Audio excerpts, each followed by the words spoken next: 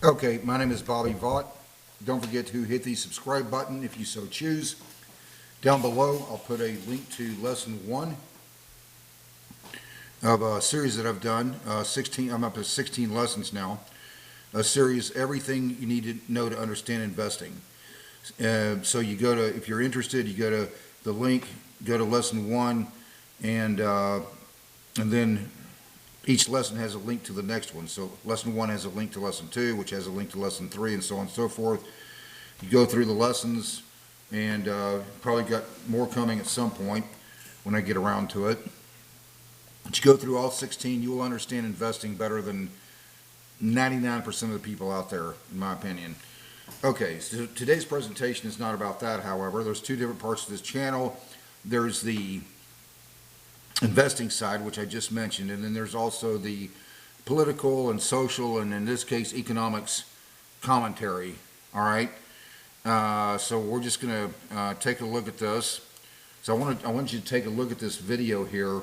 This is from an organization called the International Policy Zone, describing the impact of sanctions on North Korea. I'm not going to play the whole thing. It's about 3 minutes long. I'm going to play about 1 minute and 13 seconds of it,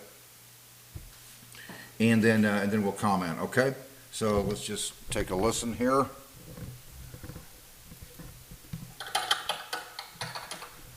What is the impact of sanctions on North Korea? Have you ever wondered how sanctions really affect a country like North Korea? The impact of these measures is significant and touches various aspects of life in the nation. Let's break it down. First, the economic consequences are hard to ignore. Sanctions limit North Korea's access to international markets. This means they struggle to import essential goods and export their resources. As a result, many North Koreans face severe economic hardship. Basic necessities like food and medicine become hard to find, leading to a tough daily life for ordinary citizens. Next, we have the humanitarian side of things. The sanctions create barriers for non-governmental organizations and humanitarian agencies trying to help. This makes it difficult for aid to reach those who need it most. Food shortages and poor healthcare conditions worsen, putting even more pressure on the population. On the political front, sanctions aim to push North Korea to abandon its nuclear and missile programs. However, Okay, so you got the gist of it. All right. So let's just make a few comments there. So it is true, at least the general consensus is, that sanctions have had some negative impact on North Koreans. It would be very naive to think that they would be living as well as that the people there would be living as well as people in capitalist economies if it only weren't for the sanctions. I'm going to explain more about that and why I say that in a couple of minutes. The socialist thinkers, there's a contradiction in terms, they love to convince themselves that people in North Korea would all be fat, round, and happy if it only weren't for the sanctions. Yeah, and cows flap their ears and fly. I'm going to get back to that in just a second. Let's just make a supposition here. So let's just suppose that North Korea imposed sanctions on, for example, Germany, or let's say the EU. Okay, let's say they imposed sanctions on the EU. You think that would have any effect on the EU? No? Why is that? It's because capitalist states have a significant amount of productivity anyway. They have an economic system that's actually conducive to output. The only economies that have to chronically make excuses for their low GDP, low per capita income, etc., are the socialist economies. If North Korea imposed sanctions on the U.S., on the United States, for example, we wouldn't even blink at that.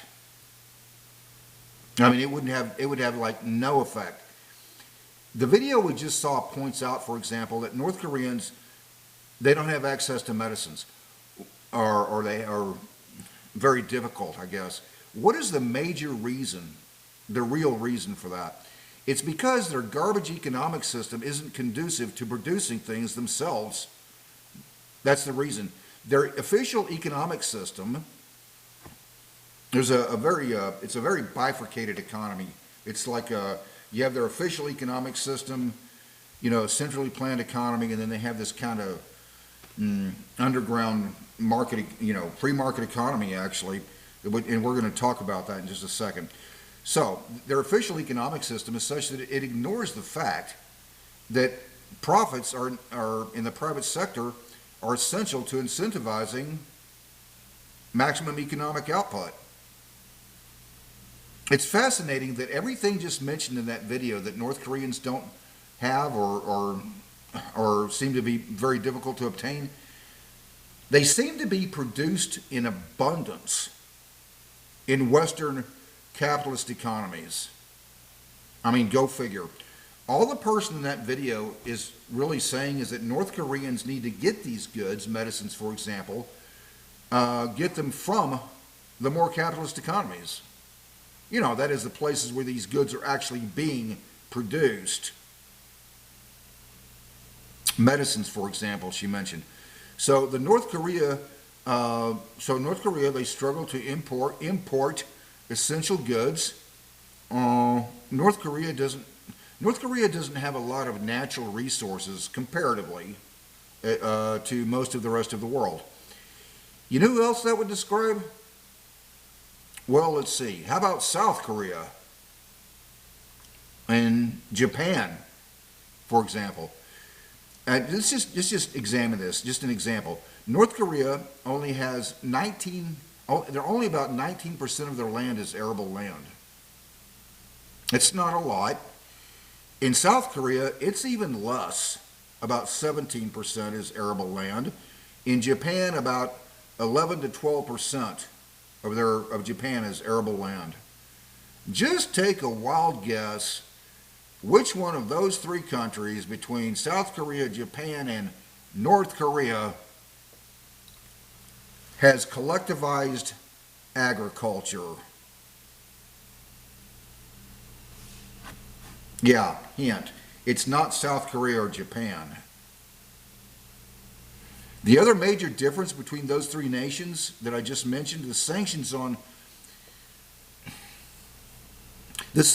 North Korea didn't begin until 2006. Let's just think this through here. So the sanctions begin in 2006. The socialists, the low IQ, ignorant, pathetic, dumbass people. Oh, I'm sorry, I didn't mean to be rude. I meant socialist thinkers.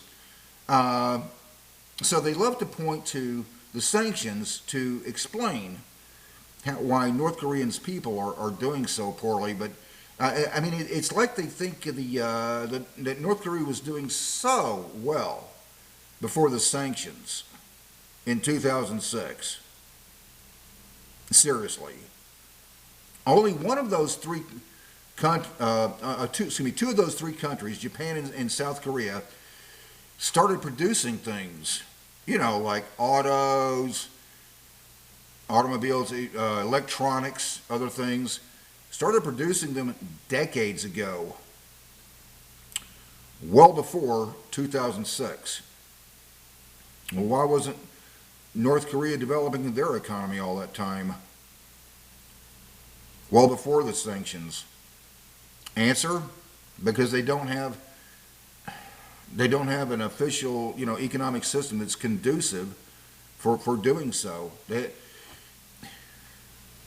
places that actually started South Korea and Japan, their economic system was conducive to such enterprises because they got it figured out. Because they figured out that profits in the private sector are essential to incentivizing productivity. So in the meantime, let's talk about that bifurcated economy for a second.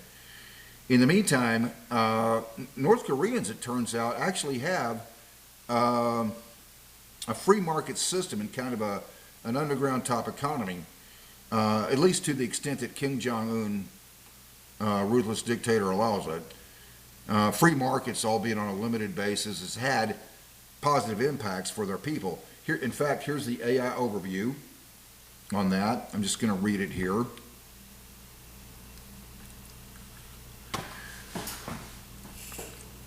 If the effects of free markets, Zhang Madong, that's they're talking about the free markets on the free markets on the North Korean people. While North Korea officially maintains a centrally planned economy, see the bifurcation here? The rise of the informal markets, known as Zhang Madong, has significantly impacted the lives of its citizens in a very positive way. First, economic survival and resilience, a necessity for survival. Imagine that. They needed to, develop some free markets within themselves in kind of an underground way in order to survive.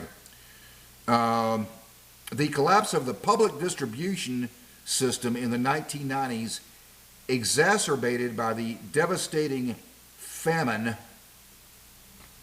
Collapse of the public distribution system exacerbated by the devastating famine. The North Korea, one of those three countries we mentioned that has collectivized agriculture, forced North Koreans to rely on these markets, they're talking about the Zhang Madong here, to rely on these markets for food and other essential goods.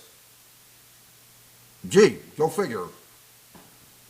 It's not the North Korean government that's providing the food and this, enough economy for people to survive. No, it's a market system that the people had to develop within themselves. It's the only reason they're even surviving. Income source. Zhang Madong have become the primary source of income for many households. Entrepreneurship and resourcefulness. The need to survive, listen to this closely, the need to survive has fostered entrepreneurship as people engage in diverse activities, from selling homemade meals to running extensive trade businesses, according to Liberty in North Korea. That sounds like an organization we would want to find more about. Liberty in North Korea. 2, erosion of state control and propaganda economic autonomy. The markets have challenged the government's centralized power by creating a degree of economic autonomy for its citizens. Access to information. This is the part that I kind of have to question a little bit, and I'll explain why in a moment. Access to information. The growth of markets has facilitated the proliferation of foreign media and information, eroding the legitimacy of regime propaganda and broadening people's perspectives on the outside world. Reduced dependence on the state. Many North Koreans, especially the younger Zhang Madong generation, have grown up relying on markets for their livelihood. Have grown up relying on markets for their livelihood rather than the state, leading to decreased loyalty and trust in the government, according to a research fellow at the Yonsei Institute for North Korean Studies. Okay, so there's the overview on that matter. So you have limited free markets, or the informal markets known as the Zhang Madong, is the only reason their people are even surviving. It's not because of the state. It's not because of the North Korean government. They're only surviving because they had to get very resourceful and create a bifurcated economy, create this market economy within themselves. So in any event, I've said for years, economic sanctions don't work well on countries where the government couldn't care less about their own people. Now, let's not kid ourselves. Kim Jong-un is going to be eating very well. So this is the part that I wanted to get to regarding the internal sanctions, the sanctions that the North Korean government imposes on its own people. Who has the worst sanctions on North Korea people? It's the North Korean government. Let me explain what I mean by that. So access to outside information is very limited, maybe virtually impossible for people in North Korea. Let's call it information sanctions. Kim Jong-un rules with an iron fist. So the people there, they do have some very tightly controlled intranet, INTRANET, an intranet within themselves where they can communicate. North Koreans able to communicate with each other, albeit very tightly controlled and monitored by the North Korean government. It dawned on me the other day, I was just thinking about this. I still haven't been able to find a Facebook friend from North Korea.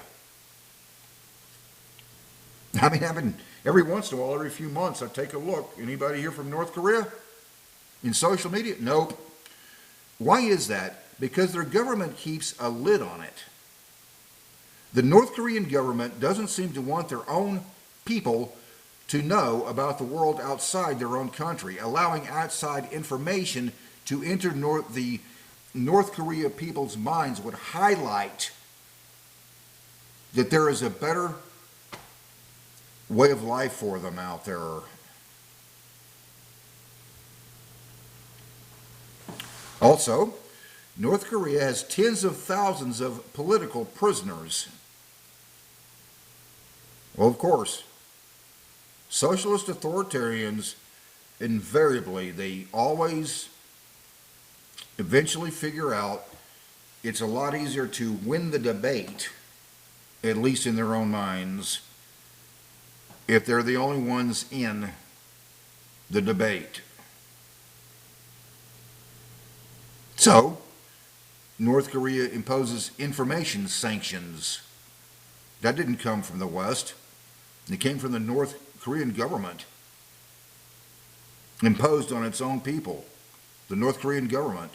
Go figure. So there you are. Until next time, hope life is treating you well, and you have a great day.